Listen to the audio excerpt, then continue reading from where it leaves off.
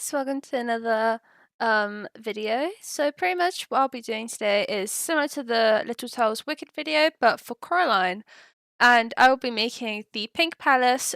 And yeah, I hope you guys enjoy and let me know what you think in the comments. Let's get to it.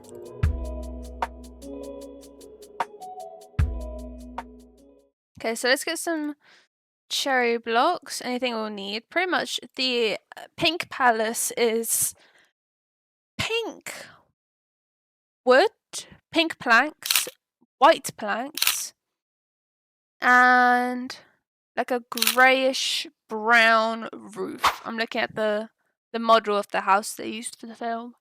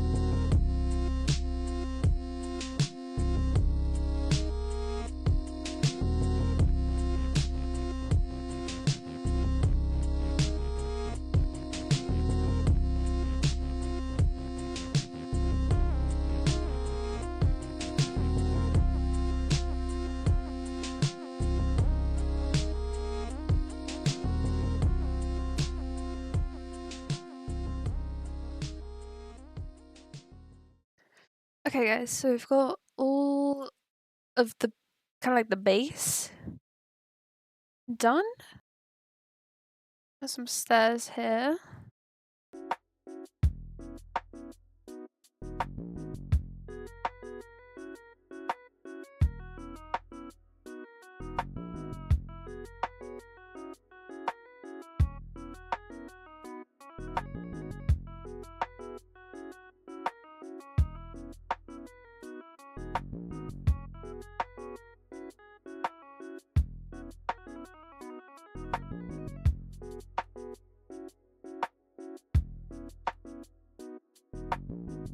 Then we need some of this clean and we need to make a border.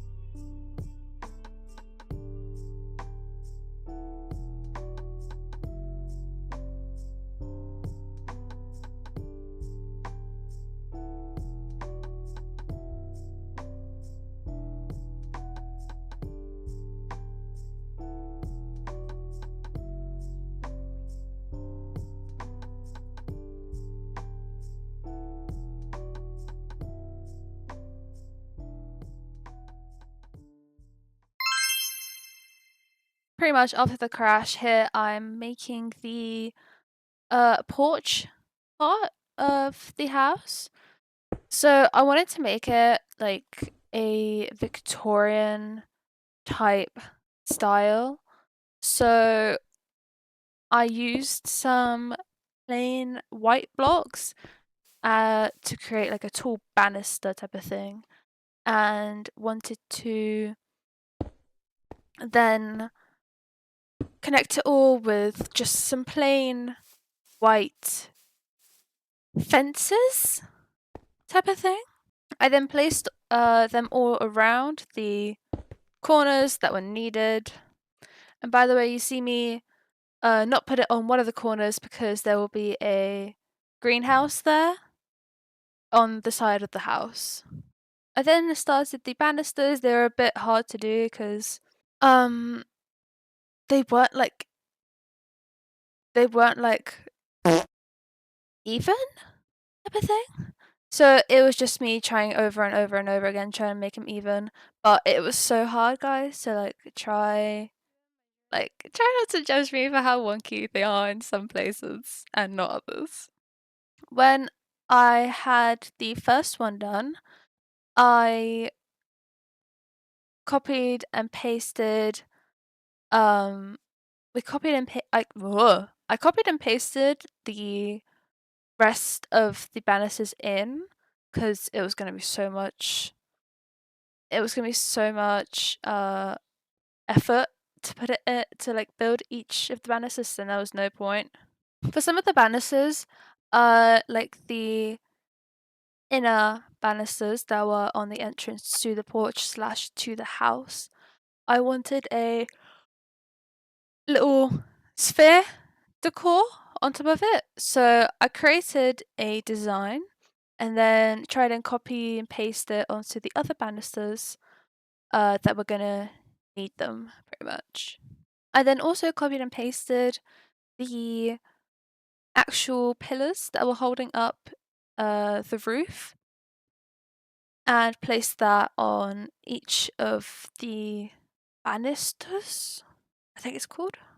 I then connected the pillars to each other that we would have a base for when the roof comes in. And then, unfortunately, my laptop crashed once again. So it was a very lovely day of recording with so many laptop crashes. This was the last crash of the day, luckily. Hang tight with me, guys. Pretty much now I wanted to make the walls look a lot smoother, so I decided to use the slope feature to kind of cut out the edges of the walls that it'd be a lot more smoother, have that like a round edge feeling to them. I then went ahead and copied this slopey design to every corner of the building, I guess. So I did it to the whole of the tower, and I really liked how it looked. And here I made a big mistake. Pretty much, you see this little window, this tiny little window in the front of the house. It was meant to be in the middle of that wall, but I decided to make it a block further.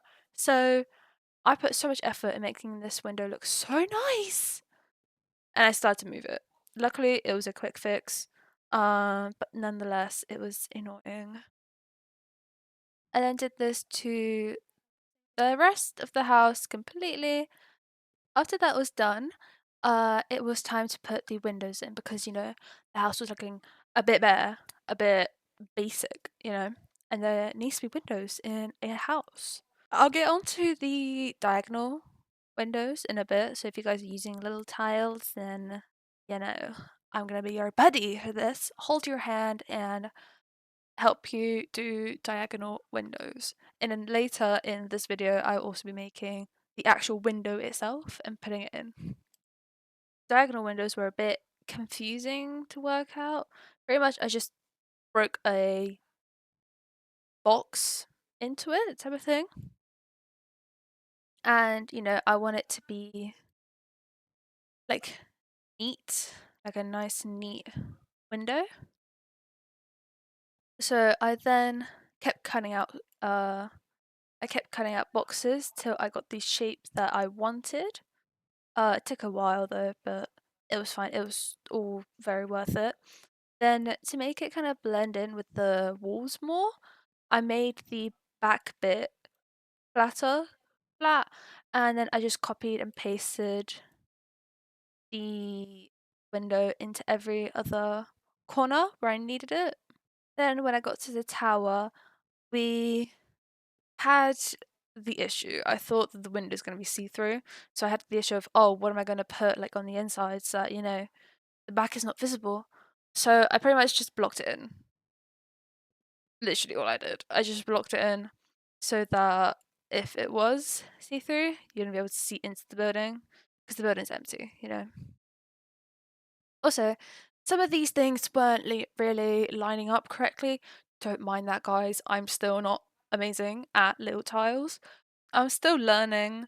So not everything's perfect, but it's just the basics, guys. Like it doesn't have to be perfect. It doesn't have to be perfect. Like as long as you're trying your best, it's fine. So I did the same thing as I did upstairs with the downstairs, and then I went to the side of the house where the greenhouse is gonna be. So I cut out the door shapes, the windows, the top window as well. And I also cut out the front door and the top window because the top window is meant to be a circular window. It was a bit of a struggle to put it in there, to be honest. But so I'll get to the round window a bit later, but then I wanted to put a white outline around the edges of the house because in the original Coraline house, there are white lines around the edges of the house. So I did that all around the windows, and I'm pretty sure it's but so I moved on to the side windows, the back windows. I did all the detailing, the tower, all of that jazz. It was going pretty well, pretty nice, pretty neat. Again, guys, it's not perfectly in line with each other.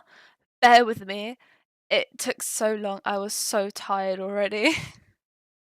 um so we did that, and then I placed some white, how can I call it? Some white outlining on the bottom of the house to separate the foundation from the actual house itself, And so I added that all around the house. It was a bit of a struggle, I'm not gonna lie. Like, it actually took some maths out of my brain to do that.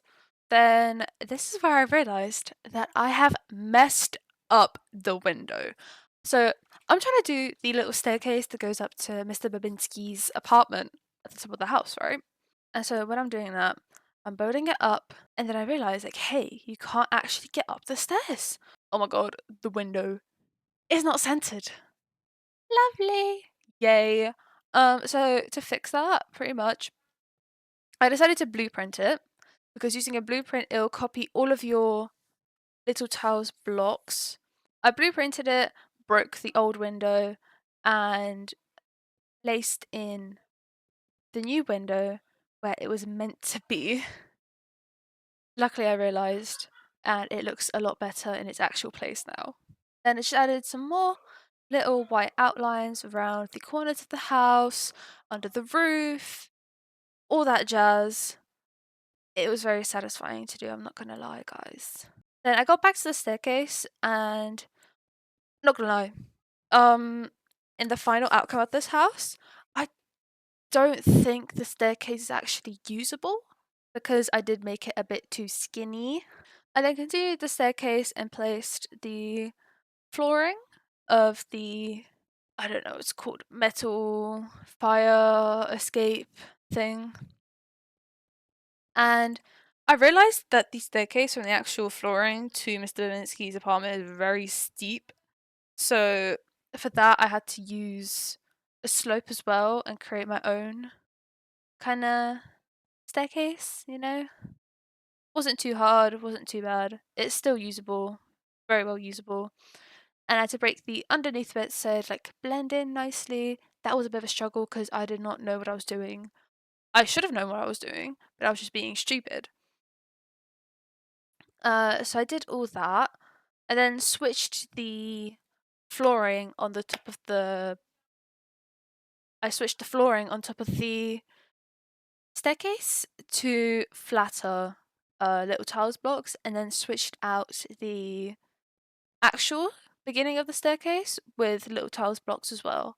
They would all like tie in nicely with the detailing. I do understand that the steps are really steep, but honestly, building larger steps would have been a massive hassle, and I just think it's so tough making stairs and little tiles, and I think this was just the easiest way to do it. So, got all that, and then the actual staircase up to Mr. Babinski's building has a banister as well. So I used the banister I already pre-made at the front of the house, copy and pasted every little detail so I could place it onto the staircase. But when I was going up the actual stairs to his flat, on the really steep bit, I had to build my own banister for it. It doesn't look the best, but it's because it's such at like it's at such a steep angle. It's really awkward placing. And here I made the staircase a bit too skinny to go up. That's okay. That's okay. We moved on to the roof of the house and the windows. Pretty much this was the second day of recording this video already, and it was finally time to do the roof, the windows, the final details. So the first thing I got to was doing the circular window that I left out the day before. To do this, I pretty much uh made like a curved staircase shape much, and I used that and copied it into all four corners so that it would create a nice circular shape. When the all four were placed in, I also filled in the gaps with a layer or two of little tiles. I then made a white outline around the whole circle to match the other windows in the house, and then it was time to do actual windows. Tried to look at the amount of space that would be needed in the window, and I created a little spot so I could actually build a plan of the window that I was going to put in. And so I used some dyeable clean blocks and created a base around the space that I need. I then made it come out by one little block to give it more dimension, and wanted to make a line that goes across it. It turned out too thick at first, so I then created a thinner one to the front of the window. Next, I brought out some detail into the front, making kind of like an arch in the front of the window frame. And then to make the window look as if there was light inside, I used some yellow stained glass to create a sort of illusion that there is light going through the window. And to make it actually shiny, I put some glowstone right behind the glass, and it looked amazing, it looked enchanted, it looked whimsical, and it just gave that Coraline creepy magical vibe. I then blueprinted the design and saved it and copied it onto every little section of the windows that I could place it in, like the tower, the front of the house, the sides of the house, the back of the house, each section. And I also used it in the top of the house, where it was 3 sections. The middle one put out the most, and then the 2 side ones, one block, one little tile behind. Then I got back to the rounded window, added some small little detailing around the outside, make it look more three-dimensional and more interesting. And with you can't have a window without glass. So I put some yellow glass in the front of the window and filled the back in with some glowstone like with the other windows. Next, it was time to do the diagonal windows. So I copied out the shape of the front window that we have in the front of the house and used the corner area to map out what the actual window shape is going to be like. So pretty much I had my frame going on, so I built out a white frame on the inside of the window shape, connected it all together, and created a similar design to the regular window, putting yellow glass in the middle, some glowstone behind it, and then very much for the rest of the window I put in a white line in between 2 halves of the window, just like I did with the regular window, and then broke the excess bits that I didn't need and blueprinted the whole window and placed it into each space that it was needed in. Then for the next thing I made was the door frame. So I created a little area again for the door and then created a space for it. I wanted to make it a single door, like a singular door in a 2 block space. And so for the actual door in the Coraline house, it is a cut out square with some yellow glass in the middle, again the glowstone from the back, with a grey design on the actual window, a black doorknob, just some white 3D elements. I then finished that and placed it into the section where it's meant to be in the house. After that, I looked at the reference and realised that there are meant to be 3 signs on the side of the house, one going to Mr. Babinski's house, one going to Coraline's house, and one going down to the neighbour's house, Honestly, I don't know how this house works, it's so confusing. And then I worked onto the greenhouse. So I created some pillars in the corners. I brought them all the way up to the level that I wanted them at. I used a curved wall. I was like experimenting with different, XYZ facings. And with that, I created a roof, and with a polygon shape, I created the sides of the wall. This polygon shape was a lifesaver in this video, saved so much time. So I did that on both sides, and then it was time to do the sides of the greenhouse.